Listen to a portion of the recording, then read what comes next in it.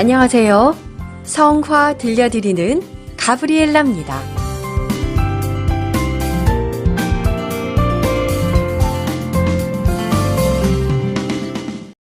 12월 13일은 성녀 루치아 동정 순교자 기념일입니다. 주기를 맞으신 루치아 자매님들께 주길 축하드립니다.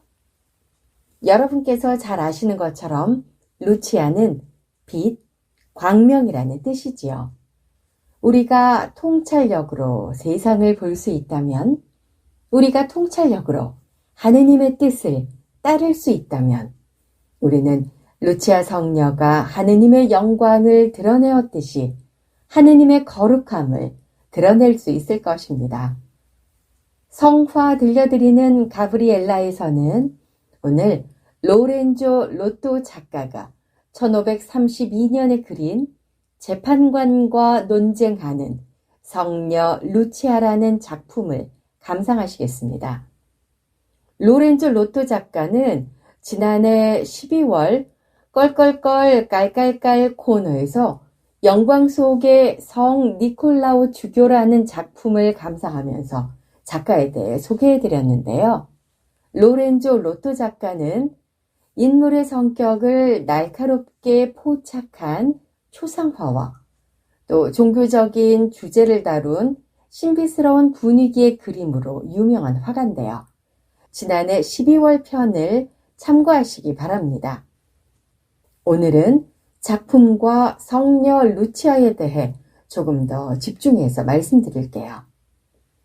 성녀 루치아의 일화를 그린 로렌조 로또의 재판관과 논쟁하는 성녀 루치아라는 재단화는 성녀 루치아 수녀회에서 1523년에 주문해 1532년에 완성한 작품입니다.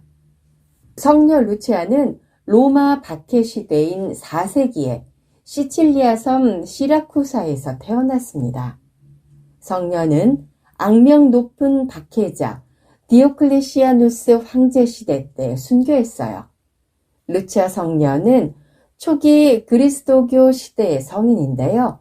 그녀의 생애 역시 황금 전설에 의존하고 있습니다. 그 전설을 보면 성녀의 어머니가 4년간 출혈이 멈추지 않는 병을 앓고 있었는데요.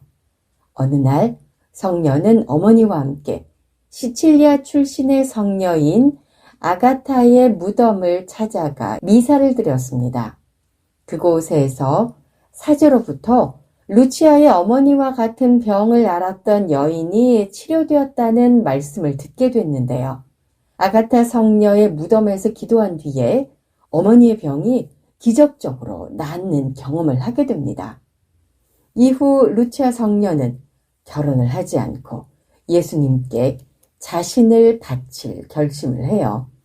이런 결심을 한 뒤 바로 어머니께 재산을 모두 팔아서 가난한 사람들에게 베풀자고 제안했습니다. 이 제안에 어머니는 지금은 때가 아니라고 하셨는데요. 성녀 루치아는 주님을 기쁘게 해드리려면 지금 베풀어야 한다고 간청하셨죠. 결국 어머니와 루치아 성녀는 재산을 팔아서 과부와 고아, 방랑자, 가난한 사람들과 수도자들에게 나눠줬다고 해요. 당시 루치아 성녀는 약혼한 상태였는데요. 욕심이 많았던 약혼자는 재산을 전부 기부했다는 소식을 듣고서는 루치아를 로마법을 지키지 않았다는 죄명으로 고발했습니다. 재판관 앞에 끌려간 루치아 성녀는 재판관과 치열한 공방을 벌이는데요. 재판관은 그녀를 매음굴로 보내려고 건장한 남자들 여러 명이 성녀를 끌어내려 했지만은 꼼짝도 하지 않았습니다. 사람의 힘으로도 되지 않아서 솥대를 이용하려 했지만 역시 꿈쩍도 하지 않았지요. 화가 난 재판관은 그녀를 태워 죽이겠다고 주위에 송진과 끓는 기름을 뿌린 뒤에 불을 붙였는데요. 루치아 성녀는 불에 타지 않았고 마침내 긴 칼로 목을 찔러 숨을 거두게 했다고 합니다. 지금 여러분이 보고 있으신 작품은 후기 르네상스의 거장 로렌조 로또의 작품으로 소떼가 루치아 성녀를 끌고 가려고 힘을 쓰고 있지만 그녀는 꿈쩍도 하지 않은 채 재판관과 논쟁을 벌이고 있는 상황을 화폭 위에 옮겨놨습니다. 그림을 조금 자세히 들여다볼게요. 루치아 성녀는 손가락으로 성령을 가리키며 열띤 토론을 벌이고 있습니다. 이런 루치아 성녀를 한 남자가 죽을 힘을 다해서 끌어내려 하고 있는데요. 천장 쪽에 있는 비둘기 모양의 성령이 루치아 성녀를 꿈쩍하지 못하게 하고 있습니다. 이 부분은 함께 책자의 지면상의 이유로 비둘기 모양의 성령 끝부분만 실렸음을 말씀드립니다. 로렌조 로또 작가는 르네상스 시대의 아치가 있는 실내를 배경으로 이야기를 펼쳐내고 있는데요.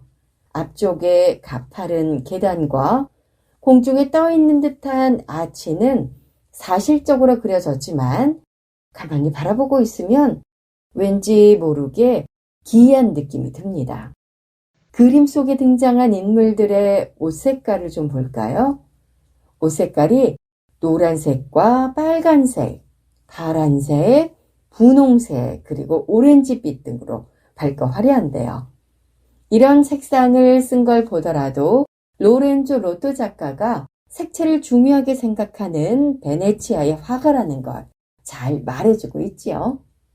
로렌조 로또 화가는 4세기에 살았던 성녀 루치아와 주변 인물들을 자신과 동시대를 살고 있는 16세기 인물들로 바꿔버렸습니다. 건축물을 비롯한 배경도 당시의 것을 재현하고 있는데요. 이 그림을 본 사람들로 하여금 성녀 루치아가 바로 내 눈앞에 살아있는 듯한 생생한 느낌을 가지게 합니다. 루치아라는 이름은 빛 또는 광명을 뜻하는 라틴어 룩스에서 유래했는데요. 성녀는 특히 박해로 고문을 받았을 때 눈동자가 뽑히는 형벌까지도 받았습니다. 하지만 전사의 도움으로 뽑힌 눈동자를 돌려받아 다시 볼 수 있게 됐어요. 그래서 성녀 루치아는 약시자들과 눈병 환자들의 수호 성인으로 공경받고 있습니다. 이런 이유로 교회 미술에서 성녀 루치아는 한 손에 순교의 상징인 종려나무 가지나 칼을 들고 있어요. 또 다른 손으로는 자신의 두 눈이 담긴 쟁반을 들고 있는 모습으로 많이 표현됩니다. 이탈리아 사람들의 재미있는 에피소드 하나 소개해 드릴까요? 이탈리아 사람들은 눈이 아프거나 눈앞이 침침하면 산타루치아 라고 외칩니다. 앞서 말씀드린 것처럼 성녀 루치아가 눈을 보호하는 성녀이기 때문인데요. 산타루치아 하면 대부분의 사람들은 학창시절 음악 시간에 배웠던 노래를 떠올리는데요.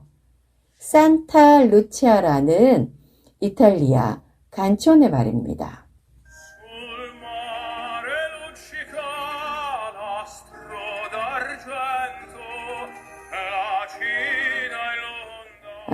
기억나시지요? 예.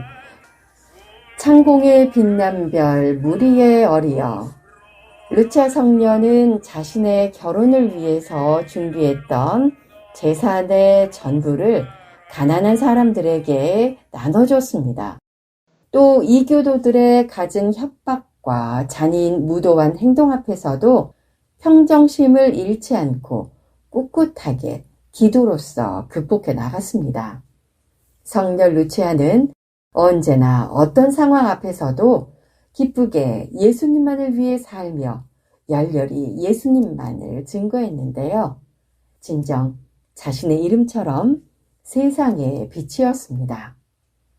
의인의 삶은 외롭고 고뇌가 따르겠지만 언젠가 샛별처럼 빛날 것입니다. 오늘은 성녀 루치아 동정 순교자 기념일입니다. 앞서 드린 말씀을 다시 한번 강조해 드리며 마치도록 하겠습니다. 우리가 통찰력으로 세상을 볼 수 있다면, 우리가 통찰력으로 하느님의 뜻을 따를 수 있다면, 우리는 루치아 성녀가 하느님의 영광을 드러내었듯이 하느님의 거룩함을 드러낼 수 있을 것입니다.